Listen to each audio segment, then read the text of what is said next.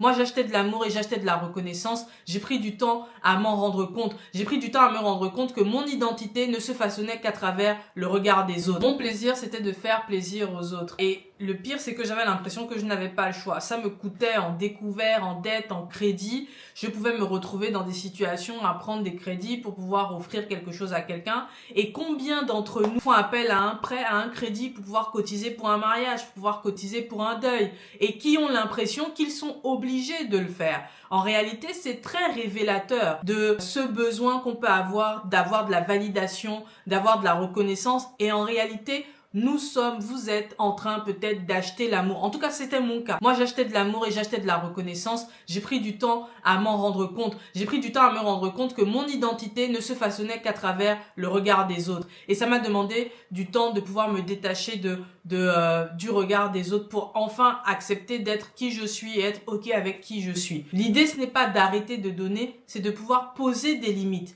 Posez-vous la question de est-ce que vous êtes en train de donner ou est-ce que vous le faites pour être aimé? D'accord? Commencez à dire non sur des petites choses. Vous savez, les sollicitations parfois qui vous rendent inconfortable. Vous savez au fond de vous que vous devez dire non, mais vous dites oui. Forcez-vous à dire non sur des petites choses et vous vous rendrez compte que vos décisions financières seront différentes et que les résultats aussi sur votre compte en banque seront différents.